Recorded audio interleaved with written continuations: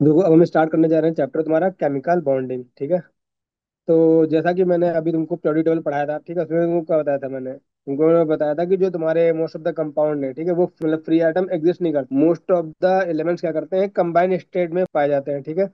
जो तुम्हारा noble gases ऐसे होते हैं जो तुम्हारे फ्री स्टेट में पाए जाते हैं, बाकी मोस्टली क्या होते हैं, सारे के सारे क्या होते हैं, कंबाइंड स्टेट में होते हैं, किसी ना किसी के साथ वो कंबाइंड होते हैं। अगर वो कंबाइंड है तो कंबाइंड आखिर क्यों है, तो इसका मतलब कोई ना कोई फोर्स होगा जो कि उनको पकड़ के रख रहा है, यानी कोई ना कोई फोर्स होगा तभी तो वो कंबाइंड है। तो वो जो तुम्हारा फोर्स होता है, ठीक है, जिसकी हेल्प से मॉलिक्यूल्स क्या होते हैं, बाउंडेड होते हैं, उसी जो फोर्स को हम बोलते हैं केमिकल बॉन्ड। अगर हमको केमिकल बॉन्ड की डेफिनेशन लिखनी हो तो हम बोलेंगे force of attraction between two atoms in a molecule that hold them together। ठीक है। तो यही जो फोर्स ऑफ अट्रैक्शन होता है, जिसकी हेल्प से जो एटम्स क्या होते हैं, बाउंडेड होते हैं किसी मॉलिक्यूल में, उसी हम फोर्स को बोलते हैं केमिकल बॉन्ड। ठीक है। That force is known as chemical bond. ठीक है। तो अगर हम बात करें कि ये केमिकल बॉन्ड बना क्यों, अगर हम क्वेश्चन करें कि वाई एटम फॉर्म बॉन्ड, ठीक है, तो एटम ने बॉन्ड आखिर क्यों बनाया। देखो क्या होता है ना, जैसे हमारे रियल लाइफ में, अगर हम रियल लाइफ का एग्जांपल लें, तो हर कोई क्या होना चाहता है, स्टेबल होना चाहता है। ठीक है। हर कोई क्या होना चाहता है, स्टेबल होना चाहता है। अब जो मतलब क्या होता है, जो मतलब जिसके पास पैसा नहीं होता वो चाहता है कि और पैसा कमा ले। ठीक है। तो हर कोई क्या चाहता है, स्टेबिलिटी चाहता है अपनी लाइफ में। तो वैसे ही जो तुम्हारे एटम्स होते हैं, ठीक है, वो भी क्या चाहते हैं, स्टेबिलिटी चाहते हैं। तो जब ऐसे अगर वो अनकम्बाइंड स्टेट में होते हैं तब वो क्या होते हैं, अनस्टेबल। बट जैसे ही वो बॉन्ड बना लेते हैं तब हो जाते हैं वो स्टेबल। तो एटम्स क्यों बॉन्ड बनाते हैं, उनको क्या मिल रहा होता है बॉन्ड बनाने से, तो उनको एक तो मिल रही होती है क्या, स्टेबिलिटी। और तुमको ने बताया कि जब भी स्टेबिलिटी की तरफ सिस्टम जाता है तो एनर्जी क्या होती है, रिलीज होती है, यानी तुम्हारे सिस्टम की एनर्जी क्या हो रही होगी, लोअर एनर्जी। ठीक है। तो सिस्टम की एनर्जी क्या करती है, मतलब एटम की एनर्जी क्या कर रही होगी, डिक्रीज कर रही होगी। ठीक है। तो अगर एनर्जी के टर्म में देखो, सिंपल सी बात है, ऐसे समझ लो, अगर कोई एक मतलब सिंपल सी बात, कोई मतलब बच्चा है, ठीक है, या उसके जो मतलब बहुत ज्यादा हेल्दी है, ठीक है, तो वो उसके पास बहुत ज्यादा एनर्जी है, या कोई भी नॉर्मल इंसान भी हो तो उसके अंदर बहुत एनर्जी है, ठीक है, तो वो क्या करता है, वो उछल कूद करेगा। ठीक है। अब जिसके अंदर एनर्जी नहीं, वो क्या करेगा, शांत बैठेगा। तो वैसे ही तुम्हारे एटम्स होते हैं, तो जिनके अंदर जिनकी एनर्जी ज्यादा होती है वो क्या करते हैं, वो रिएक्ट करना चाहते हैं, वो चाहते हैं किसी से रिएक्ट कर जाए, बॉन्ड बना ले। अब जो तुम्हारे उतना जिनके अंदर एनर्जी कम होती है वो उतनी किसी से रिएक्ट नहीं करते हैं। ठीक है। तो तुम्हारी नोबल गैसेस होती हैं, ठीक है, ग्रुप नंबर 18 नोबल गैसेस, वो क्या होते हैं, स्टेबल होते हैं। वो क्या होते हैं, स्टेबल होते हैं due to noble gas configuration, या बोले कि उनकी आउटरमोस्ट ऑर्बिटल क्या होती है, कंप्लीटली फिल्ड होती है, तो वो क्या होते हैं, स्टेबल होते हैं। ये क्या होते हैं, स्टेबल होती हैं। तो इनकी एनर्जी क्या होती है, लो एनर्जी होती है। ठीक है। बट अगर और एलिमेंट्स की बात करें जो तुम्हारे पीरियोडिक टेबल में होते हैं, उनकी क्या होती है, वो स्टेबल नहीं होते हैं, क्योंकि उनकी आउटफील्ड नहीं होती, कंप्लीटली फील्ड नहीं होती उनकी, ऑलमोस्ट शेल वैलेंस शेल। ठीक है। वो क्या चाहते हैं, वो चाहते हैं वो किसी ना किसी से बॉन्ड बना ले वो और स्टेबल हो जाए। ठीक है। अब एनर्जी डिग्री ऐसे समझ लो, जैसे मान लो तुम्हारा यहाँ पे कोई सोडियम आइटम था। अब सोडियम आइटम का इलेक्ट्रॉनिक कॉन्फ़िगरेशन क्या होता है, अगर के एलिमेंट के फॉर्म में देखें तो 2,8,1 होता है। आउटरमोस्ट शेल में कितना होता है, 1 इलेक्ट्रॉन। ठीक है। ये तुमको मैंने कराया भी है, जहाँ पे तुमको मैंने ऑक्सीडेशन स्टेट सारी दिखाई थी। सिमिलरली तुम्हारा क्लोरीन है, उसमें क्या होता है, 2,8,7, 17 इलेक्ट्रॉन। अब आउटरमोस्ट सेल का भी ये फील्ड होगी, जब इसमें 8 इलेक्ट्रॉन आएंगे, इसमें भी 8 इलेक्ट्रॉन आएंगे। अब ये क्या चाहेगा कि इसको 8 मिल जाए तो स्टेबल हो जाएगा ये। ठीक है। तो क्या करेगा, ये क्या क्या करेगा, इसके लिए इजी क्या होगा कि अपना 1 इलेक्ट्रॉन डोनेट कर दे। तो ये अपना 1 इलेक्ट्रॉन डोनेट कर देता है, बन जाता है Na+। ठीक है। इसको भी क्या मिल गई, नोबल गैस इलेक्ट्रॉनिक कॉन्फ़िगरेशन। क्या बन गया, अब 2,8। अभी तक क्लोरीन था, क्लोरीन ने 1 इलेक्ट्रॉन का किया, एक्सेप्ट किया, क्योंकि या तो ये 60 और 7 अपने डोनेट कर दे तो बन जाएगा 2,8, या तो एक एक्सेप्ट कर ले तो बन जाएगा 2,8,8। बट एक एक्सेप्ट करना ज्यादा इजी है, क्योंकि 7 को निकालने में बहुत ज्यादा एनर्जी देनी पड़ेगी। ठीक है। आयोनेशन एनर्जी तुम देख ही चुके हो कितनी ज्यादा होती है, अगर एक जैसे जैसे सक्सेसिव आयोनेशन एनर्जी जाते हैं उस पर तो। ठीक है। तो अब ये क्या करेगा, 1 इलेक्ट्रॉन एक्सेप्ट करेगा, और ये क्या होती है, ये तो निगेटिव होती है। ठीक है। जब Cl से Cl- बनता है, इसको क्या बोलते हैं, इलेक्ट्रॉन अफिनिटी। ठीक है। यहाँ पे जो इलेक्ट्रॉन, यहाँ पे जो मतलब यहाँ पे हमने देखा था डेल्टा EGH, इलेक्ट्रॉन की एंथैल्पी क्या आई थी, निगेटिव आई थी। मतलब इस जब ये प्रोसेस हुआ होगा, इसमें क्या हुआ होगा, इसमें क्या हुआ होगा, एनर्जी रिलीज हुई होगी। ठीक है। तो यहाँ पे क्या Na से Na+ बना था, तो ये तुम्हारी क्या होती है, आयनेशन एनर्जी। ठीक है। ये तुम्हारी क्या होती है, delta EGH, electron gun enthalpy. अब ये एनर्जी रिलीज हुई, ये एनर्जी एब्जॉर्ब हुई। अब ये कंबाइन होंगे तो बनेगा क्या, NaCl। कुछ कुछ रिएक्शंस होंगी जिसके से एनर्जी रिलीज होगी, और कुछ ऐसी रिएक्शंस होगी जिनकी वजह से एनर्जी क्या होगी, एब्जॉर्ब होगी। तो जो नेट आता है एनर्जी, नेट, अगर वो नेट एनर्जी रिलीज हो रही होती है, तो यानी कि वो अपने आप रिएक्शन होना चाह रही है। मतलब अगर एनर्जी रिलीज हो रही है, मतलब क्या कि सिस्टम स्टेबिलिटी की तरफ जा रहा है, तो यानी वो बॉन्ड बन जाएंगे जब एनर्जी रिलीज हो रही होगी, ठीक है। तो जब भी एनर्जी रिलीज हो रही होगी, इसका मतलब सिस्टम अपनी एनर्जी घटा रहा होगा, ठीक है। यानी एटम्स की एनर्जी क्या हो रही, घट रही होगी, तो वो स्टेबिलिटी की तरफ जा रहे होंगे, तो तब वो बॉन्ड क्या हो जाएगा, बन जाएगा। अब भाई अगर बात करें नियॉन की, अब उसका अगर बॉन्ड बनाना चाहे किसी के साथ में, मतलब हाइड्रोजन के साथ में बॉन्ड बनाना चाह रहे हैं हम, तो वो क्या करता है, ये तो स्टेबल पहुंच जाता। ठीक है, तो यहाँ तुम्हारा ये बहुत ज्यादा स्टेबल है, तो ये इतनी जल्दी कोई भी इलेक्ट्रॉन एक्सेप्ट नहीं करेगा, ना ही कोई इलेक्ट्रॉन गेन करता है। ठीक है, तुमने देखा था, मतलब तुम्हारा आयनेशन एनर्जी तो क्या होती है, इसकी पॉजिटिव ही होती है, तो सबकी पॉजिटिव होती है, ठीक है, एनायन को छोड़ के। और जो अगर तुम्हारी बात करें इलेक्ट्रॉन गेन एंथैल्पी की, तो वो भी इसकी क्या होती है, पॉजिटिव होती है। इलेक्ट्रॉन गेन एंथैल्पी भी हमको एनर्जी देनी पड़ती है अगर हमको इलेक्ट्रॉन ऐड करना है, ठीक है। तो ये इसीलिए ये तुम्हारा बॉन्ड नहीं बनता है, ठीक है। तो बॉन्ड तभी बनता है जब उस सिस्टम की, मतलब वहां भी, यहाँ सिस्टम नहीं, यहाँ तो एटम्स है, तो जब वो इन एलिमेंट्स की एनर्जी डिक्रीज होती है, तभी कोई बॉन्ड बनता है। और जब भी एनर्जी डिक्रीज होती है, तब सिस्टम कहाँ जाता है, स्टेबिलिटी में जाता है। ये मैंने कई बार उनको बता चुके हैं, ठीक है। तो ऐसे होता है बॉन्ड का फॉर्मेशन, ठीक है। ऐसा नहीं कि जब मर्जी आए बन जाए। तो वो फैक्टर्स होते हैं, वो फैक्टर्स देखने होते हैं हमको, कि हाँ कौन कौन से फैक्टर्स हैं, उस पर डिपेंड करता है कि कोई बॉन्ड बनेगा कि नहीं बनेगा, कैसे बनेगा, ठीक है। मतलब वो जो हमें टाइप ऑफ बॉन्ड दिखे थे, like ionic bond, covalent bond कब बनेगा, ठीक है, और वीक वंडरवॉल कब रहेगा, कब बॉन्ड नहीं बनता है, ठीक है। ठीक है, तो इससे हमको क्या पता चला, इससे हमको क्या पता चला कि जो तुम्हारा बॉन्ड फॉर्मेशन है, वो क्या होता है, एक्सोथर्मिक होता है। क्या होता है, एक्सोथर्मिक, क्योंकि बॉन्ड क्या हो रहा है, अपने आप बनना है, ठीक है। बॉन्ड क्या हो रहा है, अपने आप बनना है। जैसे सिंपल सी बात है, सिंपल सी बात बताइए, मान लो कोई स्टूडेंट है, ठीक है, अब उसका पढ़ने में मन नहीं लगता, मतलब पेरेंट्स बहुत ज्यादा मार रहे हैं, कूट रहे हैं, तब वो पढ़ रहा है, एक अपने आप पढ़ रहा है। तो जो अपने आप पढ़ रहा है, ठीक है, इसका मतलब क्या, वो ज्यादा प्रोडक्टिव करेगा, यानी वो क्या है, वो अच्छा है, ठीक है। वैसे ही तुम्हारे बॉन्ड फॉर्मेशन जो अपने आप होगा, इसका मतलब वो क्या होगा, एक्सोथर्मिक होगा। तब ये हुआ, अगर हमको एनर्जी देनी पड़ जाए, मतलब उसको मारना कूटना पड़ जाए, ठीक है, तो इसका मतलब वो होना नहीं चाह रहा था, तुम उसको जबरदस्ती करवा रहे हो, ठीक है, वो जबरदस्ती तुमको उसको पढ़ा रहे हो, पढ़ना नहीं चाह रहा है, तब वो क्या होगा, एंडोथर्मिक होगा। तो बॉन्ड फॉर्मेशन होता है अपने आप से, इसका मतलब क्या होगा, एक्सोथर्मिक हो रहा होगा, सिस्टम स्टेबिलिटी में जा रहा होगा। कोई भी चीज अपने आप कब होती है, जब वो खुद से होती है, अब स्टेबिलिटी में जाती है, ठीक है। तो बॉन्ड फॉर्मेशन हमेशा क्या होता है, एक्सोथर्मिक होता है, ठीक है। इससे क्या होता है, स्टेबिलिटी इंक्रीज करती है। और अगर बात करें एनर्जी, एनर्जी क्या होती है, डिक्रीज करती है, ठीक है। तो देखो इस चैप्टर में हम मेनली जो पढ़ने वाले हैं, ठीक है, केमिकल बॉन्डिंग है तुम्हारा, ठीक है, इसमें हम देखेंगे कि अभी हम और भी बहुत सारी थ्योरीज भी देखेंगे कि तुम्हारे बॉन्ड है, ठीक है, बॉन्ड क्यों बने, और तुम्हारे कुछ स्पेसिफिक बॉन्ड ही क्यों बने। और ऐसे समझ लो कि तुम्हारा जो अभी हम देखेंगे, कुछ स्ट्रक्चर्स होते हैं, लाइक टेट्राहेड्रल स्ट्रक्चर होता है किसी का पेंटागोनल होता है, ठीक है, किसी का ट्राइगोनल बाइपिरामिडल होता है, तो वही स्ट्रक्चर ही क्यों होते हैं। तो ये इसके लिए हम इस चैप्टर में पढ़ने वाले हैं कुछ थ्योरीज, ठीक है। तो मेनली हम 4 थ्योरीज पढ़ने वाले हैं। पहली है जो तुम्हारी जो है, वो तुम्हारी है कॉजल लुईस थ्योरी, ठीक है। तो दूसरी दूसरी थ्योरी हम पढ़ेंगे, वो तुम्हारी है VSEPR, ठीक है, जहाँ पे V क्या है, वैलेंस, S क्या है तुम्हारा, शेल, ठीक है, वैलेंस शेल, E क्या है तुम्हारा, इलेक्ट्रॉन, P तुम्हारा क्या है, पेयर, R है तुम्हारा रिपल्शन। तो VSEPR इसको बोलते हैं valence shell electron pair repulsion theory, ठीक है। तो हम तीसरी थ्योरी पढ़ने वाले हैं, वो है तुम्हारी VBT, ठीक है, जिसको बोलते हैं वैलेंस बॉन्ड थ्योरी।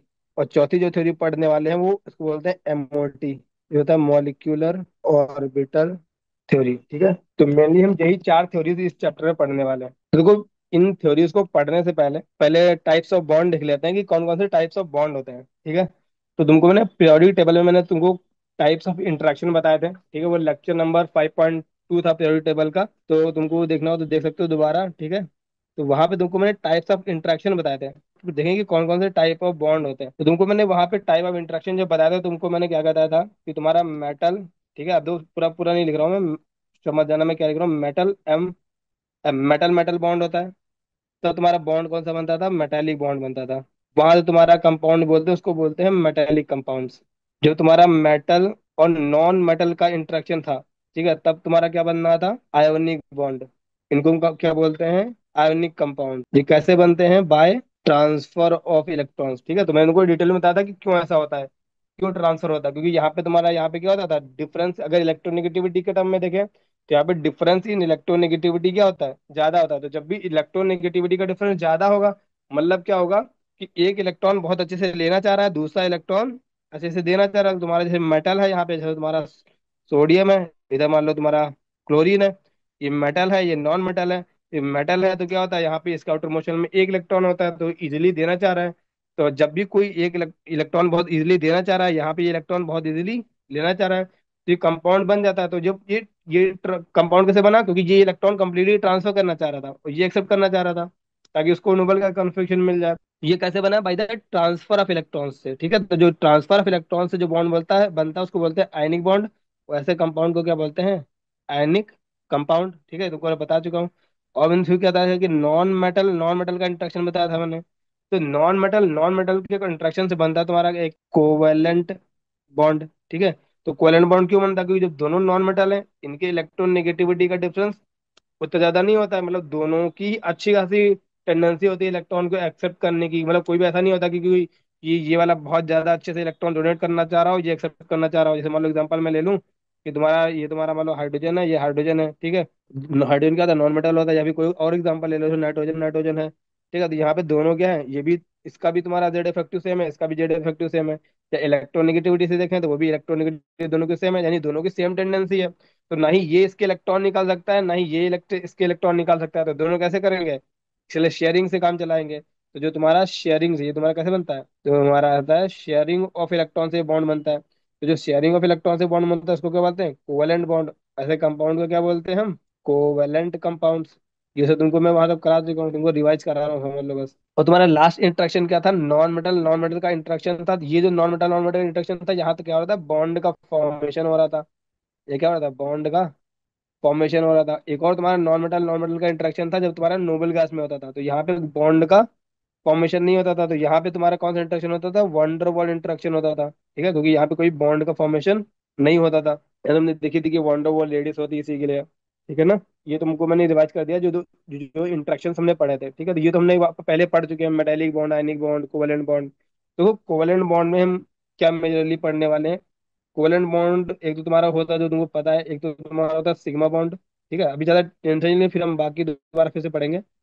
एक होता है तुम्हारा सिग्मा बॉन्ड, एक तुम्हारा होता है पाई बॉन्ड, और एक हम पढ़ने वाले हैं कोऑर्डिनेट बॉन्ड, कोऑर्डिनेट बॉन्ड बोलते हैं उसको। ठीक है, ठीक है, तो मेजरली हम ये तीन टाइप के बॉन्ड पढ़ने वाले हैं। ठीक है, और भी होते हैं कुछ, उनको मतलब मेजरली मतलब ये पढ़ने वाले हैं, मेजर तुमको ये देखने को मिलेंगे। ठीक है, और थोड़ा होते हैं बैक बॉन्डिंग होती है थोड़ा सा। ठीक है, तो वो है, उसको कोई अभी उतना नहीं है। तो मतलब अभी मेजरली हम पढ़ने वाले sigma bond, pi bond, coordinate bond. ठीक है, और तुम्हारा अगर बात करें वंडरवॉल इंटरेक्शन में, ठीक है, तो वंडरवॉल इंटरेक्शन में हम चार पढ़ते हैं इंटरेक्शन। ठीक है, ये तुम्हारी स्टेट्स ऑफ मैटर में दिया हुआ है 11th क्लास में, जो कि तुम्हारा आप जेई में से तो सिलेबस से हट चुका, बट एडवांस सिलेबस में अब भी है। ठीक है, और ये तुम्हारा केमिकल बॉन्डिंग का ही पार्ट है, तो वो पूछ सकता है, ऐसा नहीं कि वो स्टेट्स ऑफ मैटर का पार्ट है। ठीक है, तुम्हारे स्टेट्स ऑफ मैटर में दिया हुआ है एनसीईआरटी में।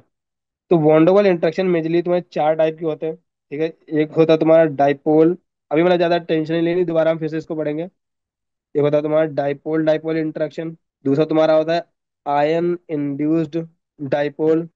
ठीक है, तीसरा तुम्हारा होता है डाइपोल इंड्यूस्ड डाइपोल। और चौथा तुम्हारा होता है इंस्टेंटेनियस डाइपोल। ठीक है, ये चार मेजर इंटरेक्शन है जो वंडरवॉल इंटरेक्शन हम पढ़ेंगे। ठीक है, अभी मैं तुमको बस ओवरव्यू दे रहे हैं कि चैप्टर में हम क्या क्या पढ़ेंगे। ठीक है, तो अभी हम स्टार्टिंग में पढ़ेंगे जो इस चैप्टर में मेजरली हम पढ़ते हैं कोवेलेंट बॉन्ड्स। ठीक है, इस चैप्टर में हम मेजरली पढ़ते हैं कोवेलेंट बॉन्ड, क्योंकि जो तुम्हारा मेटेलिक बॉन्ड होता है वो बहुत छोटा पार्ट होता है, वो तुमको भी पढ़ा दूंगा मैं, बहुत छोटा पार्ट है। आयनिक बॉन्ड भी बहुत छोटा पार्ट है। बाकी जो आयनिक बॉन्ड से रिलेटेड जो तुम्हारे कंपाउंड होते हैं वो हम सॉलिड स्टेट में पढ़ते हैं। ठीक है, वो हम सॉलिड स्टेट चैप्टर तुम्हारा क्लास 12 में उसमें पढ़ते हैं डिटेल्ड में, मतलब कौन कौन से लैटिस वाटिस कैसे अरेंजमेंट होता है, कैसे एटम्स अरेंज होते हैं किसी भी कंपाउंड में। ठीक है, तो वो हम पढ़ते हैं क्लास 12 में सॉलिड स्टेट में। ठीक है, तो इस चैप्टर में मेजरली हम पढ़ेंगे कोवेलेंट बॉन्ड। ठीक है, तो इस चैप्टर में मेनली हम ना कोवेलेंट बॉन्ड पढ़ेंगे। और तुम्हारा ये जो वंडरवॉल इंटरेक्शन है, ये तुम्हारा स्टेट्स ऑफ मैटर का पार्ट है, बट ये भी केमिकल बॉन्डिंग में आता है, तो वो भी इसमें हम पढ़ेंगे। तो ये भी तुम्हारा माइनर पार्ट ही है, बहुत ज्यादा मेजर नहीं है। ठीक है, तुम्हारा मेजर क्या है, कोवेलेंट बॉन्ड। तो ये हो गया इंटरेक्शन। ठीक है, तो यानी कौन कौन से बॉन्ड हमने देखे, मेटेलिक बॉन्ड, ठीक है, आयनिक बॉन्ड, कोवेलेंट बॉन्ड, और ये तुम्हारा वीक वंडरवॉल इंटरेक्शन। ठीक है, तो अब देखो अगर बात करें इसमें से केमिकल बॉन्ड कौन से होते हैं, केमिकल बॉन्ड। ठीक है, तो तुम्हारा आयोनिक बॉन्ड एक केमिकल बॉन्ड होता है, ठीक है। दूसरा तुम्हारा कोवेलेंट बॉन्ड है, वो तुम्हारा केमिकल बॉन्ड होता है, ठीक है। और जो तुम्हारा मेटेलिक बॉन्ड होता है तीसरा वाला, वो तुम्हारा कोवेलेंट बॉन्ड होता है, ठीक है। सॉरी, मतलब केमिकल बॉन्ड होता है, ठीक है। और आयनिक बॉन्ड में तो मतलब एक ही टाइप का बॉन्ड होता है। कोवेलेंट बॉन्ड में मेजरली हम इसको कोऑर्डिनेट बॉन्ड भी पढ़ते हैं, ठीक है। और कोवेलेंट बॉन्ड में तुम्हारा वो सिग्मा और पाई बॉन्ड देखेंगे हम, ठीक है। ये कैसे बनता है, नॉन मेटल इंटरेक्शन से, ठीक है। ये कैसे बनता है, नॉन मेटल से। आयनिक बॉन्ड तुम्हारा मेटल नॉन मेटल इंटरेक्शन से, ठीक है। मेटालिक बॉन्ड तुम्हारा मेटल मेटल इंटरेक्शन से, ठीक है। तो ये सब तुम्हारे क्या होते हैं, ये तुम्हारे स्ट्रॉन्ग होते हैं, ये तुम्हारे क्या होते हैं, स्ट्रॉन्ग होती है। यहाँ पे बॉन्ड का फॉर्मेशन हो रहा होता है, इलेक्ट्रॉन्स का ओवरलैपिंग, इलेक्ट्रॉन क्लोराइड का ओवरलैपिंग हो रहा होता है, प्रॉपर बॉन्ड का फॉर्मेशन हो रहा होता है, ठीक है। और ये तुम्हारे क्या होते हैं, स्ट्रॉन्ग होते हैं। अगर हम बात करें वीक वालों की, ठीक है, तो वीक वालों में एक तो तुम्हारा वही हो गया, कौन सा, ion dipole interaction, ion dipole interaction, ठीक है। तो इसमें तुम्हारे वो चार हो गए जो तुमको अभी उन्होंने बताया, डाइपोल डाइपोल, ये तुमको है ना, ये चार, ठीक है। या भी बोलने की वंडर वॉल इंटरेक्शन, ठीक है। तो इनके बीच में जो फोर्स लगता है उसको बोलते हैं वंडर वॉल फोर्स। जैसे इंटरेक्शन ऐसे वंडर वॉल इंटरेक्शन, ऐसे वंडर वॉल फोर्स बोल सकते हैं, इंटरेक्शन, ठीक है। और इसको हम इंटर मॉलिक्यूलर फोर्स भी बोलते हैं, ठीक है। तो हम आगे फिर बाद में देखेंगे डिटेल में, अभी बस तुमको ओवरव्यू दे रहा हूँ, ठीक है। और तुम्हारा एक और वीक इंटरेक्शन होता है जिसको बोलते हैं हाइड्रोजन बॉन्डिंग। ये बहुत एक इम्पॉर्टेंट है, ठीक है।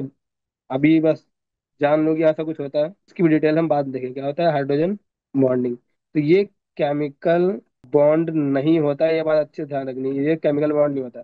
गलती ये होती है, हम हमको लगता है कि ये भी केमिकल बॉन्ड होता है, क्योंकि हम अभी आगे पढ़ेंगे, ये प्रॉपर बॉन्ड का फॉर्मेशन दिखाएंगे कि ऐसे ऐसे बनता है। बट ये कोई केमिकल बॉन्ड नहीं होता, ये क्या होता है, इंटरेक्शन होता है। तो एक तो हो गया कि तुम्हारा इलेक्ट्रॉन क्लोराइड का ओवरलैप हुआ और प्रॉपर हुआ, तो उसको बोलते हैं केमिकल बॉन्ड। और जब भी सिर्फ किसी न किसी वजह से उनके बीच में अट्रैक्शन हो रहा होगा, बट कोई भी बॉन्ड का फॉर्मेशन नहीं होगा, ठीक है, तो वो तुम्हारे केमिकल बॉन्ड नहीं होते, ठीक है। ये तो मेजरली हम यही इस चैप्टर में देखने वाले हैं। जो तुमको मैंने बताया ना, तुमको चार थ्योरी बताइए, जो बॉन्ड बताए, इनसे रिलेटेड ही हम इस चैप्टर में सब कुछ पढ़ने वाले हैं। तो तुम्हारा जो आयनिक बॉन्ड को मैंने बताया कि आयनिक बॉन्ड में बहुत छोटा सा पार्ट हम पढ़ते हैं केमिकल बॉन्डिंग में, और मेटेलिक बॉन्ड का भी हम बहुत छोटा सा पार्ट पढ़ते हैं। मेजरली हम क्या पढ़ते हैं, कोवेलेंट बॉन्ड, ठीक है।